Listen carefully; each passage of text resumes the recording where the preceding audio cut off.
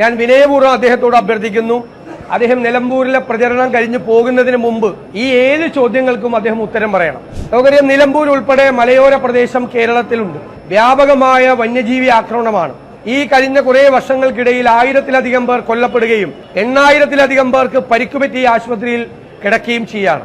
ഇവരെ രക്ഷിക്കാനുള്ള ഒരു നടപടിയും ഗവൺമെന്റ് സ്വീകരിക്കുന്നില്ല. പരമ്പരാഗതമായി ചെയ്യുന്ന പ്രതിരോധ സംവിധാനങ്ങളോ ആധുനികമായ പ്രതിരോധ സംവിധാനങ്ങളോ ചെയ്യാതെ എന്തുകൊണ്ട് ഗവൺമെന്റ് നിഷ്ക്രിയത്വം പാലിക്കുന്നു?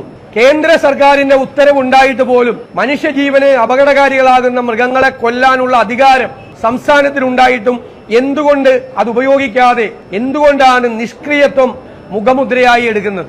ഒരു ധനപ്രതിസന്ധിയില്ല എന്ന് പറയുന്ന മുഖ്യമന്ത്രിയോടാണ് ആശുപത്രികളിൽ മരുന്നില്ല, മാവേലി സ്റ്റോറിൽ സബ്സിഡി കൊടുക്കുന്ന സാധനങ്ങളില്ല, ആശുപത്രികളിൽ കാരുണ്യ പദ്ധതി നിലച്ചു. 2500 കോടിയാണ് ക്ഷേമനിധികളിൽ നിന്ന് പാവപ്പെട്ടവൻ അംശാദായി അടയ്ക്കുന്ന തുക സർക്കാർ കൊണ്ടുപോയത്. ജീവനക്കാർക്കും പെൻഷൻകാർക്കും കോടികളാണ് ഈ സർക്കാർ കൊടുക്കാനുള്ളത്. 3 പ്രാവശ്യം വൈദ്യുതി ചാർജ് കൂട്ടി, 4ാമത്തെ പ്രാവശ്യം വൈദ്യുതി ചാർജ് കൂട്ടാൻ ശ്രമം നടത്തുന്നു. ഇങ്ങനെ ജനങ്ങളെ ബുദ്ധിമുട്ടിക്കുന്നു. സാമ്പത്തിക പ്രതിസന്ധി ഇല്ല എന്ന് ഒരു വശത്ത് പറയുകയും മറുവശത്ത് എന്തിനാണ് ഇങ്ങനെ ജനങ്ങളെ ബുദ്ധിമുട്ടിക്കുന്നത്? 3 വർഷമായി പട്ടികജാതി പട്ടികവർഗക്കാർക്കുള്ള അലോക്കേഷൻ വർദ്ധിപ്പിക്കാത്ത ഏക സംസ്ഥാനം. മാത്രമല്ല, പ്ലാൻ ഫണ്ട് ഗണ്യമായ വെട്ടിക്കുറവ് വരും. ലംസൺ ഗ്രാന്റും ഇ ഗ്രാന്റ്സും കിട്ടാതെ കുട്ടികൾ പഠിത്തം നിർത്തുകയാണ്. എന്തിനാണ് നിങ്ങൾ ഈ പട്ടികജാതി പട്ടികവർഗത്തിൽപ്പെട്ട കുട്ടികളോട്, ആ ജനങ്ങളോട്, ആ ജനവിഭാഗത്തോട് ഇത്രമാത്രം ക്രൂരമായി പെരുമാറുന്നത്? സർക്കാരിന്റെ നേട്ടമായി കൊട്ടിഘോഷിച്ച നാഷണൽ ഹൈവേ 150-ൽ പരം സ്ഥലങ്ങളിൽ തകർന്നു വീണിട്ടും, അവിടെ അഴിമതി ഉണ്ടായിട്ടും ക്രമക്കേടുണ്ടായിട്ടും നിങ്ങൾ എന്തുകൊണ്ടാണ് പരാതിയില്ല എന്ന് പറയുന്നത്? ഡൽഹിയിൽ പോയ നിങ്ങൾ കേന്ദ്രമന്ത്രിയെ കണ്ടപ്പോൾ സമ്മാനപ്പെട്ടി കൊടുത്ത് പൊന്നാട അണിയിച്ച് കേന്ദ്രമന്ത്രിയെ ആദരിക്കുകയാണ് ഉണ്ടായത്. BJPയും CPMഉം തമ്മിൽ ബാന്ധവമുള്ളത് കൊണ്ടാണോ അത് സംസ്ഥാന സർക്കാർ മൂടി വയ്ക്കാൻ ശ്രമിക്കുന്നത്?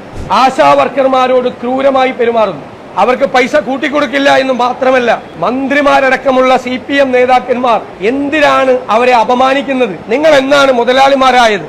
നിങ്ങൾ PSC ചെയർമാന്റെ ശമ്പളം 4 ലക്ഷത്തിലധികമായി വർദ്ധിപ്പിച്ചു. പൊളിറ്റിക്കൽ അപ്പോയിന്റ്മെന്റ് ആണ്.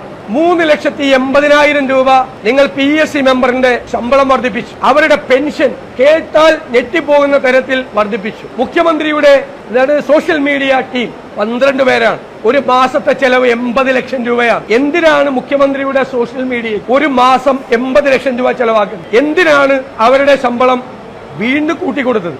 നിങ്ങൾ റബ്ബറിന് 250 രൂപ തറവില കൊടുക്കാം എന്ന് നിങ്ങൾ പ്രഖ്യാപിച്ചു. എന്തുകൊണ്ട് നിങ്ങൾ അത് കൊടുക്കുന്നില്ല? നെല്ല്